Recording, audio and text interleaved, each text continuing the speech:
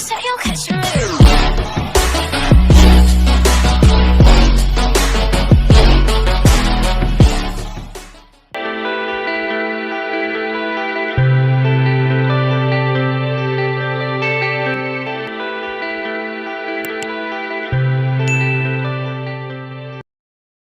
नमस्कार।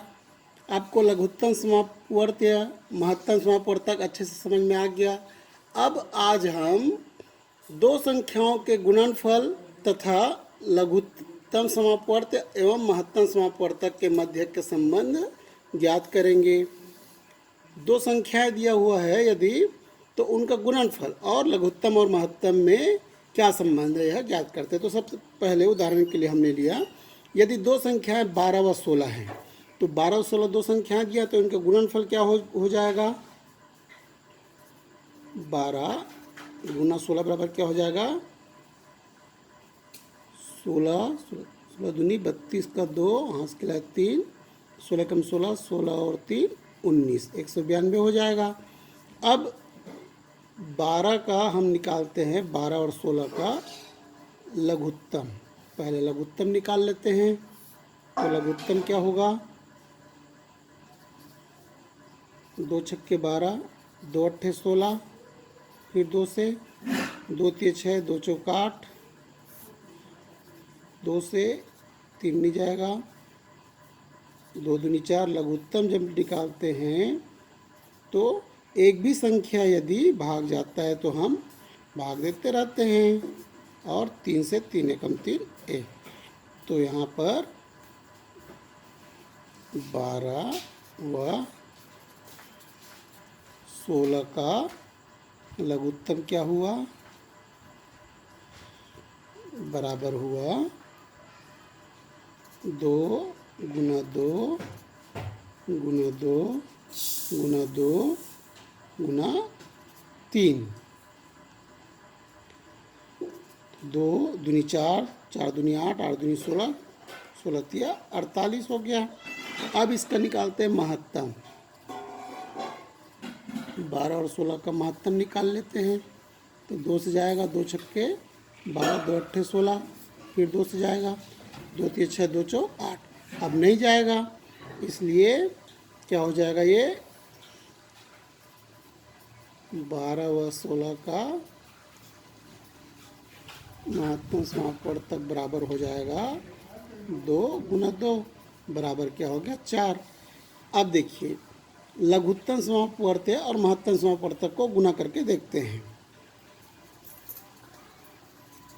तो उनका गुणनफल क्या होता है? 48 है लघुत्तम समापवर्तक और महत्तम है 4। तो 4 अट्ठे 32 का 2 हाथ के लिए 3, 4 चौक 16, 16 3 19। तो यहाँ पर क्या हुआ? दोनों संख्याओं का जो गुणनफल है वह क्या आ रहा है? 192, अर्थात बराबर आ रहा है। तो इससे यह पता चला कि पहली संख्या गुना दूसरी संख्या बराबर क्या आया?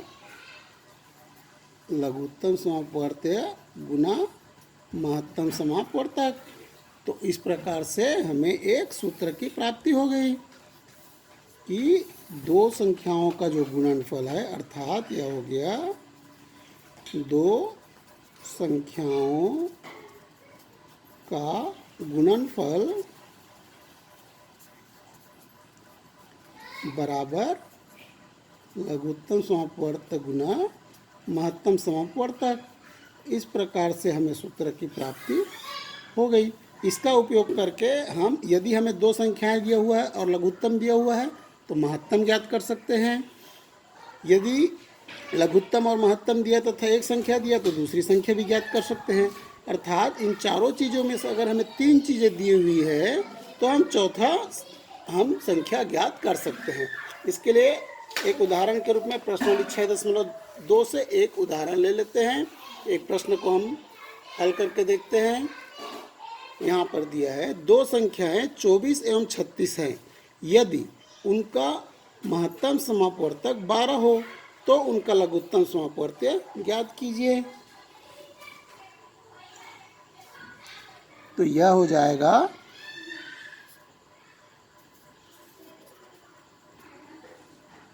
यह हो जाएगा। हमने भी क्या ज्ञात किया,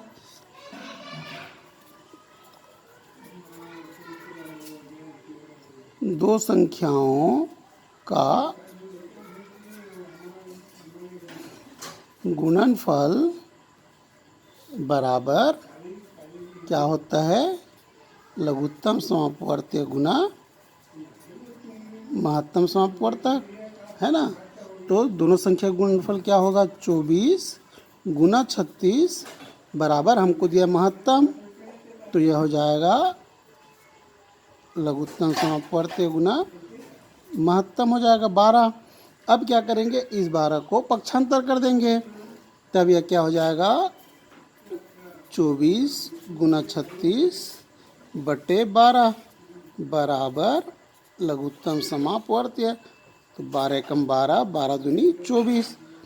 अब ये हो जाएगा 2 छक्के 12 का 2 बच गए 1, 2 तिया 6 और 1 7, 72। अतः लघुत्तम समापवर्तीय बराबर क्या है, 72। इस प्रकार से हम 3 संख्याओं में से 2 संख्याएं और लघुत्तम या महत्तम में से कोई भी एक दिया हो, तो अर्थात चारों में से कोई 3 दिया हो, तो हम चौथा आसानी से ज्ञात कर सकते हैं। तो ये आपको अच्छे से समझ में आ गया होगा इनके बीच का संबंध, है ना। तो धन्यवाद।